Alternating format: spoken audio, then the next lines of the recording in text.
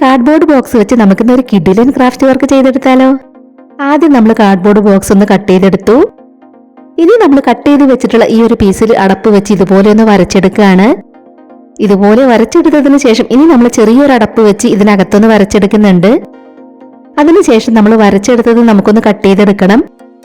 ഇതുപോലെ നമ്മളത് കട്ട് ചെയ്തെടുത്തു. ഇതുപോലെ 2 പീസുകൾ കൂടെ നമുക്ക് വേണം. അപ്പൊ നമുക്ക് ആവശ്യമുള്ള 2 പീസുകൾ കൂടെ നമുക്ക് വരച്ച് കട്ട് ചെയ്തെടുക്കണം. അതെല്ലാം നമ്മളിവിടെ കട്ട് ചെയ്തെടുത്തു. ഇനി നമുക്ക് ഈ ഒരു കാർഡ്ബോർഡ് പീസിൽ നിന്ന് റൗണ്ട് ഷേപ്പ് വരച്ച് കട്ട് ചെയ്തെടുക്കണം. ഇനി നമ്മൾ കട്ട് ചെയ്തെടുത്തിട്ടുള്ള ഇതിലേക്കാണ് നമ്മൾ ആദ്യം കട്ട് ചെയ്ത് വെച്ചിട്ടുണ്ടായിരുന്ന 3 എണ്ണവും നമുക്ക് ഒട്ടിച്ചെടുക്കേണ്ടത്. അപ്പൊ നമുക്കത് ഓരോന്നായി ഇതിലേക്കൊന്ന് ഒട്ടിച്ചു കൊടുക്കാം. ഇതുപോലെയാണ് നമുക്കത് ഒട്ടിച്ചെടുക്കേണ്ടത്.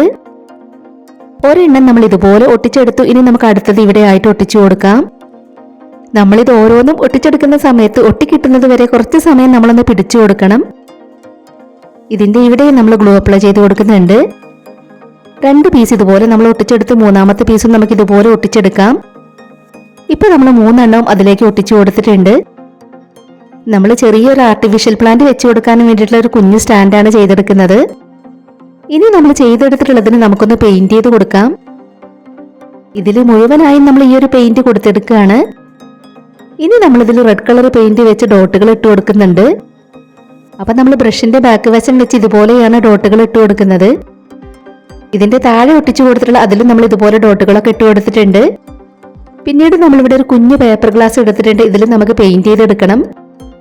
ഇതുപോലെ നമ്മൾ അതിൽ പെയിന്റ് എല്ലാം കൊടുത്തെടുത്തിട്ടുണ്ട്. ഇനി നമ്മൾ മുൻപ് ചെയ്തെടുത്തിട്ടുണ്ടായിരുന്ന ഈ ഒരു കുഞ്ഞു പ്ലാന്റാണ് അതിനകത്തേക്ക് വെച്ച് കൊടുക്കുന്നത്.